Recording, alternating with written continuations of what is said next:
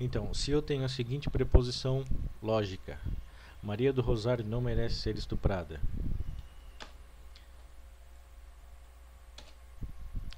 Fazendo uma dedução de quem é Maria do Rosário, uma mulher, ou seja, um ser humano do sexo feminino.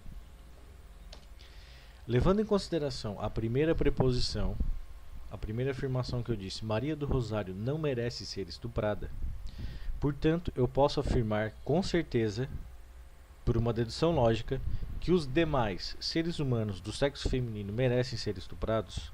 E a resposta é não. Eu não posso afirmar por dedução lógica, levando em consideração a primeira preposição, que os demais o merecem. Ah, mas eu interpretei assim dessa maneira. Bom, você interpreta as coisas do jeito que você quiser. Não significa necessariamente que a sua interpretação seja condizente com a realidade dos fatos. Certo? Tem uma segunda coisa, é o seguinte: se eu digo o seguinte, nenhuma mulher merece ser estuprada. Se eu tenho essa preposição de que nenhuma mulher merece ser estuprada, e a gente sabe que é isso o que o deputado pensa, até pelo próprio discurso dele, pelas leis que ele apresentou, né? Se eu tenho essa preposição e eu digo o seguinte, e eu faço a seguinte pergunta: Maria do Rosário merece ser estuprada? A resposta por dedução lógica, levando em consideração a primeira preposição, é a seguinte: Maria do Rosário é uma mulher, portanto, não merece ser estuprada. Dilma Rousseff merece ser estuprada? Dilma Rousseff é uma mulher, pelo menos é o que dizem, né? Portanto, não merece ser estuprada. Agora vamos analisar a célebre frase do nosso excelentíssimo político Maluf, né? Repetida pelo nosso querido Jô Soares, né? Segundo o Jô Soares, segundo as palavras do próprio Jô Soares, uma frase até com um sentido humanitário, né? Estupra sim, mas não mata. Quer dizer, matar é desumano, mas estuprar não, né? Segundo a cabeça infeliz dessas duas pessoas. Então essa frase diz o seguinte: estupra. Dentro dessa frase eu tenho duas afirmações. Estupra. A resposta é sim. Quem? A resposta é qualquer um. Se eu não defino nenhum grupo, nem eu estou dizendo estupra. Posso estuprar? Pode. Quem? Qualquer um. Mata? E a resposta é não. Portanto, levando em consideração a maravilhosa preposição, o pensamento do Maluf e do Jô Soares, Maria do Rosário pode ser estuprada? A resposta: pode. Dilma Rousseff, sua avó, o cachorro da família, o seu pai, o padeiro, a sua mãe e você podem ser estuprados? A resposta é sim. Portanto, Maluf e Jô Soares defenderam abertamente ao estupro, né? Espero que eles sejam incluídos no processo. E que as pessoas, os jornalistas, vão para a faculdade, aprendem a escrever, mas eu acho que eles não aprendem o mínimo de raciocínio e de dedução lógica, né? Porque eu interpretei dessa maneira. Bom, você pode interpretar uma palavra ou um texto do jeito que você quiser, né? Tanto é que a Bíblia é um texto rebuscado e tem milhares de interpretações ao redor do mundo e milhares de religiões por causa disso. Agora, um texto simples, me desculpe, mas um texto, uma frase simples como a que foi dita pelo deputado, você não consegue interpretar das duas uma. Ou você distorce o significado do que ele falou, né? Acrescenta um significado que não existe na afirmação dele, né? Ou você faz isso porque você é um vendido, né? Porque você quer satisfazer um ideal ou político, ou porque você está sendo pago por isso, né? Então, o jornalista que distorce o que um deputado fala, né? No caso do Bolsonaro, ou esse jornalista é um vendido, ou ele é um tapado, né? E eu sinceramente não sei qual das duas opções é a pior. Só com essa participação consciente poderemos construir algo novo, algo melhor neste Brasil.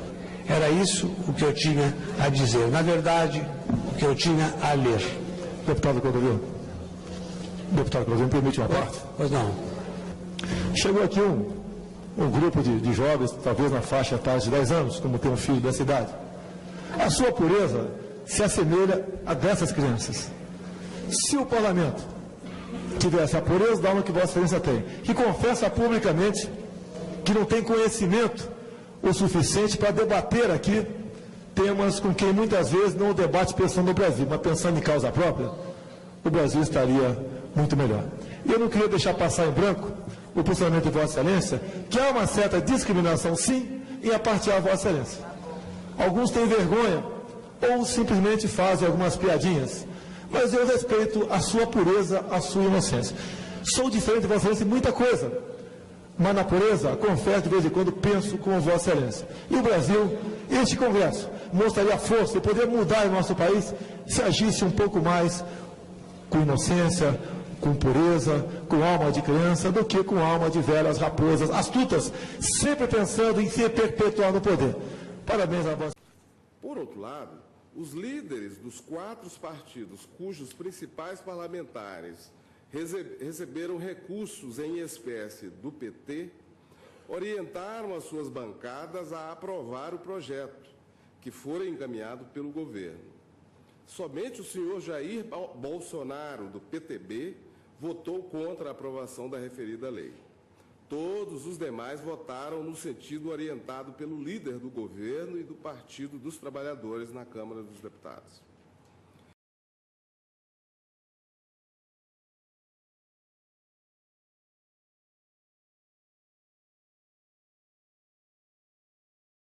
O senhor é que promove essas violências. É, o senhor promove, sim. Grava aí, grava aí que eu sou estuprador agora. Olha, jamais ia estuprar você porque você não merece. Olha, eu espero que não. É esse o papo? Dá, eu te dou outra. Dá que eu te dou outra. Dá que eu te dou outra. Dá que eu te dou outra. Dá que eu te dou outra. Dá que eu te dou outra. Mas o que é isso? Você me chamou de estuprador?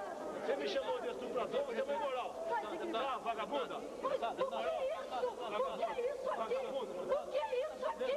O que é isso aqui? Desequilibrado! O que é isso, vai dizer agora que você é uma coitada agora. Mas o que é isso? Família que é de estuprador. Mas o que é isso? Mas o que é isso? Mas o que é isso? Mas o que é isso? Ainda bem que ela gravou tudo ali. O que é isso? Mas o que é isso? Ainda bem que ela gravou tudo ali. Chora agora, chora agora. Chora. Estamos discutindo aqui com a Rede TV a questão da maioridade de 16 anos. Daí ela entrou na conversa, quer dizer, não foi, ela é da outra entrevista, entrou na conversa e falou que é contra a maioridade. Falei, tudo bem, direito é teu. E daí eu respondi o seguinte, olha, quem é a favor que a maioridade continue aos 18 anos, pega esse estuprador de São Paulo agora, esse marginal que matou esse casal em São Paulo, e leva para dirigir o carro da sua filha lá no seu estado. Daí ela ficou revoltada. E é o Bolsonaro, o famoso deputado Bolsonaro, falando... A frase é uma coisa tão louca que parece ficção, né? Dizendo, não, eu nem não estupro você porque não vale a pena. Você não merece. Você não merece. Você não merece. Mas que vai ter que responder, né? Há 3 processos já. É, Vamos ver o vídeo no fundo. Fica aí, Maria do Rosário, fica. Há poucos dias tu me chamou de estuprador no Salão Verde e eu falei que não ia estuprar você porque você não merece. Fica aqui para ouvir. Viva Bolsonaro! Quem é que gritou esse absurdo? Quem foi? Maluf está na plateia, é isso? Quem que gritou? Fala, só para eu saber. Foram vocês 3? É? Não, foi só um. Não, só um. Não, tá lá. Foi você que gritou isso? Mas eu entendi o que ele quis dizer. O que ele quis dizer? Na verdade foi, vocês sabem, foi naquele caso, eu acredito que o Bolsonaro, ele que foi autor de um projeto de lei para castração química de um estuprador e para aumentar essa pena, ele não quis fazer apologia ao estupro. Eu acredito que tem um contexto na fala dele, por isso a minha manifestação. Ai, pelo amor de Deus, moço, na boa. Não tem contexto. Olha, Não tem contexto. eu já ouvi Na muita boa. bobagem na minha vida, Eu também. mas essa supera a do Bolsonaro.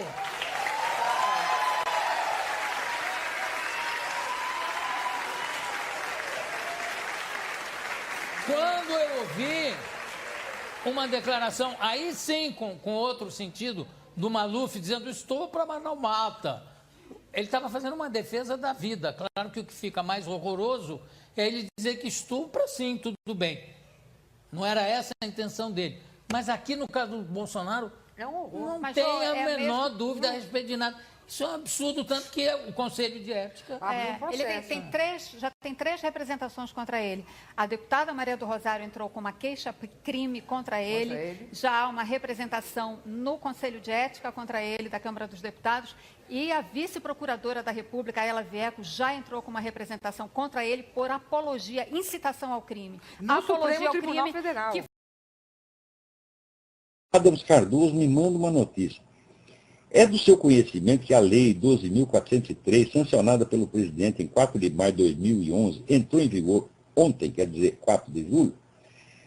Resumindo, pela nova lei, passarão a ser, presta atenção, afiançados os crimes com punição de até 4 anos, como formação de quadrilha ou bando, autoaborto, lesão corporal dolosa, ainda que grave, maus tratos, furto, fraude, receptação, abandono de incapaz, emprego irregular de verbas públicas, resistência, desobediência, desacato, falso testemunho e falsa perícia, todos os crimes contra as finanças públicas, todos são afiançáveis agora, meu filho.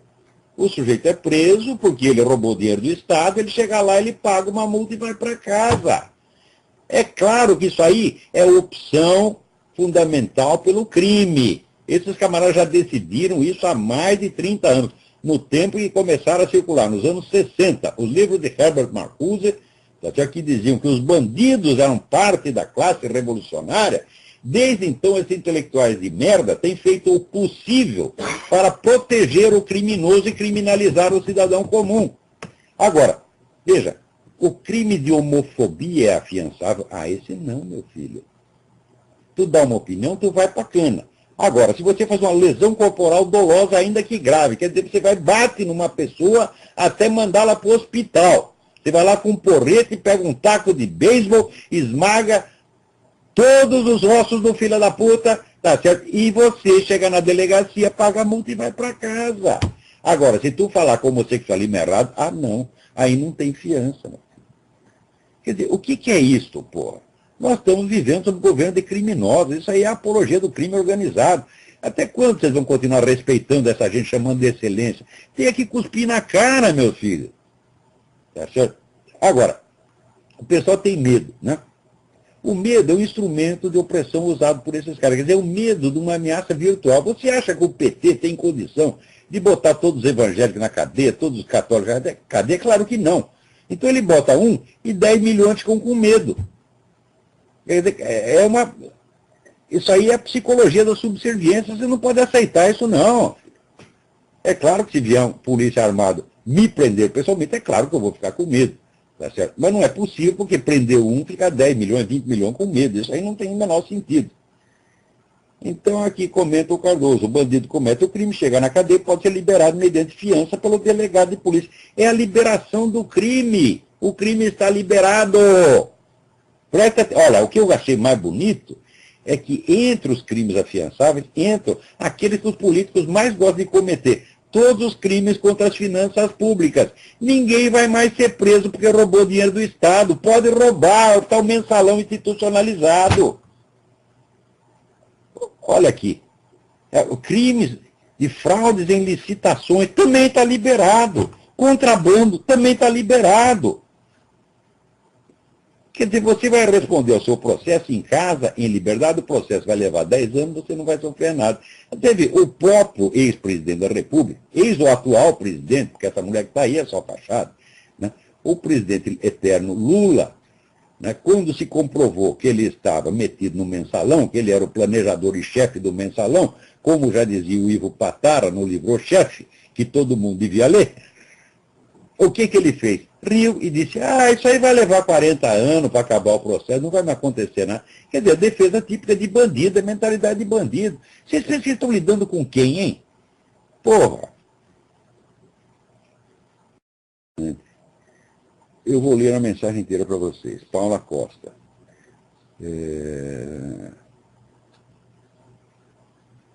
Sou perita do Ministério Público do Distrito Federal e nessa instituição os progressistas, no sentido que o Reinaldo Azevedo dá essa palavra, são muito assanhados, falam que bem entendem sem serem contestados. Pois bem, desde que cheguei ali há 1 ano e meio, Passei a participar das discussões e os tais progressistas não têm conseguido emplacar uma única discussão, o que os deixou furiosos comigo. Resumindo bem a ópera, estou enfrentando um processo administrativo por conta das opiniões emitidas. Olha aí, Ministério Público, meu filho, está aí para implantar a injustiça, a perseguição e o crime. Né? Resumindo bem, eles usam palavras de baixo calão, ofensas pessoais, ameaças, e eu estou sendo processado. Agora, quando eu chamo um desses caras de filho da puta, que é a linguagem que eles costumam usar normalmente, a linguagem que o presidente usava em reunião ministerial, então eu que sou boca surda. Né?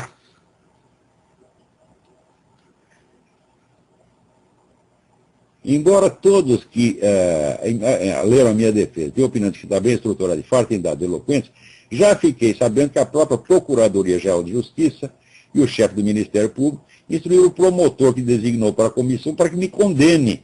Sinto-me em Cuba ou no Paquistão. Mas você está em Cuba ou no Paquistão? Hã? O Brasil é Cuba com camisinha, meu filho. É isso que está acontecendo. Presidente, rapidamente, só para trazer aqui o meu nojo pela situação que aconteceu nos últimos 2, 3 dias. As redes sociais e a televisão têm noticiado um caso, a filmagem de um assalto a um motociclista em São Paulo, em que 2 assaltantes numa moto tentaram assaltar um segurança e o desceram da moto armado com uma pistola, e um policial militar desceu do carro, interviu no assalto e baleou o bandido. Mas o que me causou nojo, presidente, é que as mesmas redes sociais mostraram a ministra dos Direitos Humanos, a senhora Maria do Rosário, assistindo essa filmagem e chorando pelo bandido baleado. Né? Eu queria dizer para a ministra o seguinte: primeiro, nós tivemos um caso em Francisco Sá, de um agente de segurança prisional que foi vítima de uma emboscada. Ele levando um bandido para o hospital em Francisco Sá, um grupo de bandidos armados, inclusive de fuzil, balearam esse agente de segurança prisional que corre o risco de perder o braço. E eu não vi essa mesma ministra chorar pelo policial baleado. Então, se a ideia da ministra de Direitos Humanos é de chorar por causa de bandido que tenta assaltar os outros e é baleado, eu queria levar ela no presídio para ela adotar um tanto de bandido e levar para a casa dela. Porque eu nunca vi e não vejo posições da ministra chorando quando um policial perde a vida. Eu não vejo esses mesmos pseudo-defensores de direitos humanos dos bandidos serem defensores de direitos humanos dos humanos direitos. E eu não vejo essas pessoas, muitas vezes, ir lá dar a sua solidariedade quando o policial morre ou é baleado. Então fica, presidente, o nosso repúdio. Está falando de organização criminosa. Uhum. Aconteceu um fato semana passada. Minha mãe trabalha num posto de saúde. Aí tem um pessoal que assaltou o posto armado, trancaram o pessoal todo na sala e tal. No outro dia, foram reclamar para a secretária de saúde. Sabe o que foi que ela falou? Que se colocasse um segurança armado, poderia ofender a comunidade. Olha só, olha que coisa mais linda. Quer dizer, um segurança armado seria ofensivo à comunidade. O que não ofende é o cidadão apanhar, ser assaltado, levar tiro, aí pode, né? Isso não ofende a comunidade. Mas é claro que esse pessoal está favorecendo o banditismo, porque isso é útil, isso é estratégia revolucionária, gente. Isso é mais antigo do que andar para frente. Isso foi feito na Revolução Francesa, foi feito na Revolução Russa, foi feito na Revolução Chinesa. É sempre assim que os caras fazem. É o que eles chamam pressão de cima, pressão de baixo. Por baixo você libera o banditismo para transformar a sociedade num caos. E de cima, você cria um monte de regulamentos opressivos. Então, se você não é perseguido pelos bandidos, você está sendo perseguido pelo governo. Chega uma hora que você não aguenta mais. Né? Então, isso vai criando o caos social, vai criando o ódio, como é que se diz, generalizado, a suspeita generalizada. Isso vai desmontando a sociedade, tá certo? E fazendo com que só fiquem de pé os partidos revolucionários e as organizações de esquerda, que a esta altura já são as organizações criminosas. E a essa altura esta somatória de organizações de esquerda e gangues criminosas já é mais poderosa do que o Estado no seu conjunto. Eles absorveram o Estado. Quer dizer, tudo isso que tantos brasileiros estão sofrendo não são casos individuais, não são exceções, não são casualidades. Isso é estratégia. A pessoa tinha que estudar isso para entender o que está acontecendo. A proteção ao agressor e nada para quem agora, trabalha. aqui tem gente querendo fazer a mesma coisa, não conseguiram, tá certo? Mas que querem. Quer dizer, proibir o cidadão de ter arma, de maneira que só os bandidos ficam com arma. Aqui, você vê, as regiões onde se tem mais armas é onde tem menos crimes. Isso aí está aprovado no mundo inteiro. Na Inglaterra, proibiram as armas, a criminalidade subiu extraordinariamente. Né? E ainda fica o Times falando mal dos Estados Unidos, como se aqui fosse a sociedade violenta. Aqui não é a sociedade violenta. Aqui, comparado com o Brasil, aqui é a sociedade mais pacífica, ultra pacífica. Aqui você tem o dobro da população e você tem 10 vezes menos crimes do que no Brasil. Você vê que ao longo dos últimos tempos, o governo tem lançado uma série, vamos dizer, de novas legislações e regulamentos que oprimem o cidadão por tudo quanto é lado. São regulamentos desarmamentistas, trabalhistas, ecológicos, gaysistas, tá certo? Africanistas, criancistas, etc, etc, que se você for ver direitinho, cada cidadão brasileiro estará sempre fora da lei, porque algum desses regulamentos vai pegá-lo. Tá certo? Então, se todos os cidadãos são colocados fora da lei, tá certo? Isso automaticamente coloca o governante na posição confortável de que ele pode destruir qualquer pessoa ou grupo que ele deseja a qualquer momento. Então só resta selecionar quais que lhe interessa destruir e quais que lhe interessa manter.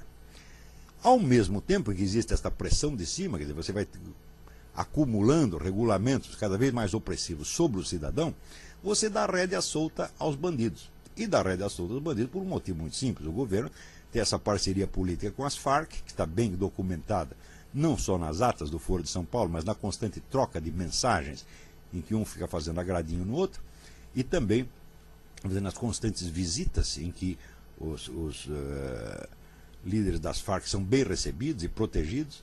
Se mostra, por exemplo, nessa recente iniciativa do PT, e tão logo foi preso o representante das Farc, que houve uma mobilização nacional do PT para soltá-lo, exatamente como aconteceu com os sequestradores de Abílio Diniz e Washington Oliveto. Quer dizer, isso já basta para mostrar a articulação entre organizações legais e ilegais.